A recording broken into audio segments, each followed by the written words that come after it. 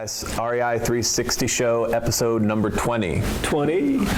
Jason and Chris here, as always, the 2-0, the big 2-0. Today we're going to be talking about hiring and managing virtual assistants. It's something that we have been doing for years, very effectively. We have a number of people outsourced doing all kinds of different jobs for us now, and we're going to tell you exactly what we've learned over the years, and hopefully you can take advantage of this too. It's a great resource. Yeah, I mean, chances are there's somebody in the world that can do any task that you want for a heck of a lot cheaper than you can do it, and they're probably even better at it than you are. Yep. So that's obviously the reason to get a virtual assistant.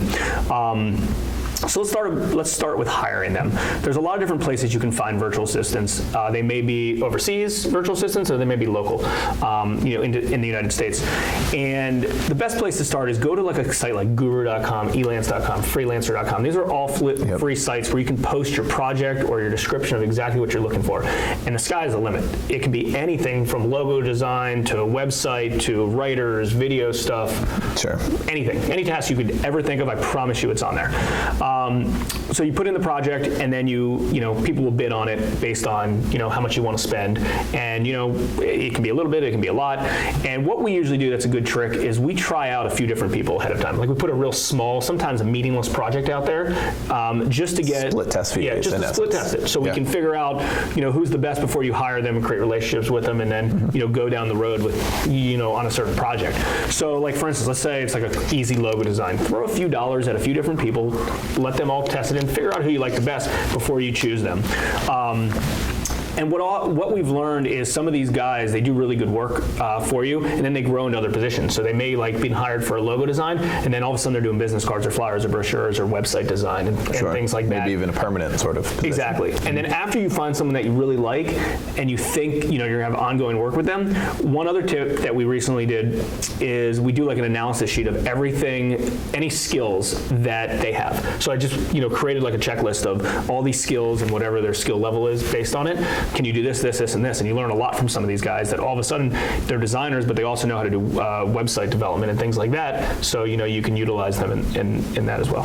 Mm-hmm. You want to talk a little bit about communicating with them and like how that process goes? Sure. So managing and communicating virtual assistants is important, probably the most important thing. And it's tricky too. Because I think a lot of people, especially starting out with somebody, they have a hard time communicating with them, that they really have to train themselves to be patient and to make sure that they get it. And a lot of these outsourced guys, they do speak English and they do get it. It's just, you gotta present it the right way. They don't know what's in your head, and so you're instantly going to make assumptions that they know a little bit about your business and your project. Exactly. And they don't. Exactly. Like we're constantly like writing up mock-ups, like I like this, I don't like this, or this or this. So we use a project management software, which is free, called Asana.com, but there's a lot of them out there. Basecamp, there's a lot of them. Obviously, if you have a big team and stuff, you may have to have a paid version, but we have a lot of people inside ours, and I've never spent $1 on it. Yeah. And the way that it works is we have all the individual tasks, and then under the tasks is the description, and then we just have a chat underneath related to it. You upload pictures, you upload files, you upload whatever related to it. But you really got to be descriptive of exactly what you're looking for. Like, here's an example of this, but I want it to look like this. And sometimes it's a little bit you go back and forth with them until they get it. But the cost of some of them are extremely inexpensive, and the quality of work is just great. So if you can oftentimes it's excellent. Master kind of the managing and the communicating side, you're in a really good spot. Oh, speaking of which, you want to give a little tip on how you use the video clips to train people? Exactly. So another thing that I'll do is, if it's too confusing sometimes to explain things, I'll just do a video of it. So I'll do like, okay, well, a video, and then have like a cursor or something that's that just goes through it. So it's very descriptive. And we obviously, as you probably know, have a philosophy of learning the stuff yourself and then automating it to somebody else. So we'll learn it and figure it out, and then we'll do it by video and automate it. And another really cool thing is, keep in mind that most virtual assistants out of the country work in much different time zones.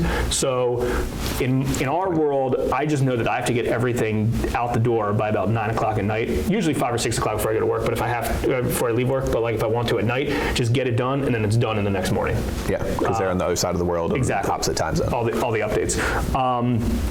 let's talk a little bit about who we have internally, just so people can get a sense of like who's actually out there. Sure. So we have a full-time designer who actually knows WordPress and website development as well, which is great, and even some basic hosting stuff. And originally we hired him through for logo design, flyers and stuff, but now it's like pretty much everything: flyers, brochures. He's redone a lot of our lot of our websites. He gets paid $200 a month or $200 a week, paid every Friday. So $800 a week, $800 a month. And how many hours do we get for that $200? He's full time.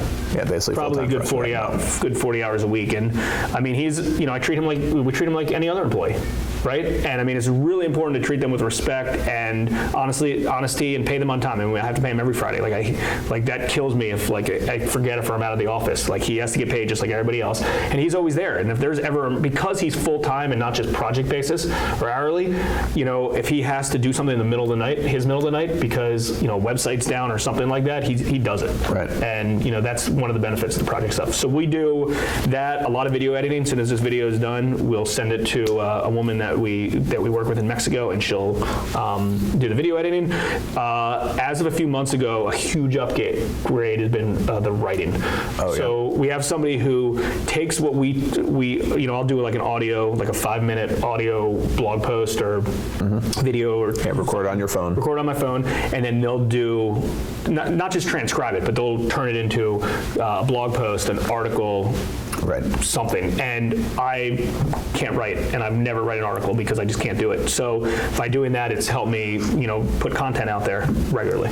Yeah, and let's talk about that for a second. Let's talk about the things that we would and would not outsource to a virtual assistant, and specifically related to real estate investors. So Jason said we have a number of people, and that's probably kind of high level compared to most people, like an individual or maybe like a mom and pop real estate investment business. But in terms of the program and everything else, because we have the REI 360 and all the tools and all that. So that's coders, everything. Yeah, definitely 2.0 or 3.0 of that world of VAs. But some of the things that you could outsource, what would you say would be the first one or two things that a real estate investor would outsource to? So two things. One would be, and this could either be one person if they have enough skill set for it and enough time, or two people. So one would be concentrated on the marketing, and one would be concentrated on like some transaction management slash like seller intake forms, like answering the phone. And that could be someone who's a little bit more expensive that's local, just that may know real estate, or it doesn't need to be. Or it can be some just an admin type of person. But it's so important to have marketing, flyers generated, business cards, all that stuff. And believe me, that is the worst use of your time, is to go design a flyer, design a brochure, design a logo, order business cards. Like it's got to be done, and just have somebody kind of manage that part. So there's that part, and then kind of just integrating intake leads, things like that with sellers. Yeah, I agree with that. Those are definitely a couple good initial hires. And one thing that I see people talk about frequently and do frequently that I wouldn't recommend outsourcing to anyone is your own company content. Yeah. Your social media posts even. Like you can tell when it comes from the person, and when, or at least someone who knows them really well, is in the office and everything else. You just have to do the content. I mean, they can physically post it under your name and stuff like that, or even the content should come from you. Yeah, it should be honest and legit, and what you really think. Like, I wouldn't put that into the hands of someone that doesn't truly know what you do, what your company does, and what you want to convey to the world. Yeah, but keep in mind, the content's the easy part, because it's in your head. Like, this video that we're doing is going to take 5 or 7 minutes, right? And that's our extent. The production's that's our extent of it. Right. Now, if you're on YouTube or you're on one of our websites and you're taking a look at this, it's like, wow, this is really complicated. I can never do this. That being said, keep in mind, the highest level thing and the only thing that you can do personally is the content side. Like, we can't outsource that to a virtual assistant to do. But there's no point of me or any of us, because we don't even know how to do it, spending the several hours to edit it. Yeah, no doubt about that. And then the other thing that I don't really like the idea of outsourcing is finance-related stuff. Agreed. Like, maybe I'm a little bit of a control freak, but I want to keep the money-related things, the checks going out, deposits being made here close to home, so I can keep an eye on it. And then one other thing related to real estate investors in general, and we have this as well, is just like really basic admin or keystroke data entry stuff. Like, there's a lot of times times we'll have something in a PDF that we really need to get in a Word doc, and like we'll refuse to give that to. There's nobody in our local office that we'll give that to. So we outsource that to somebody else, and they'll data straight admin and data entry, or Excel spreadsheets or stuff like that. Cool. You got anything else on that? No, I think that's helpful. When you see this video up on YouTube or one of our sites, please comment with some virtual assistants that you guys currently have or additional questions that you may have. I mean, we've been managing a lot of virtual assistants for a really long time and feel like we've really got it down. And for sure. Or if you have any additional resources like places to find virtual assistants, please do share that. That'd be great. Exactly. And you can always find our stuff anywhere, social media, #the REI360 show, and we will see you next time. Thanks, guys. Later.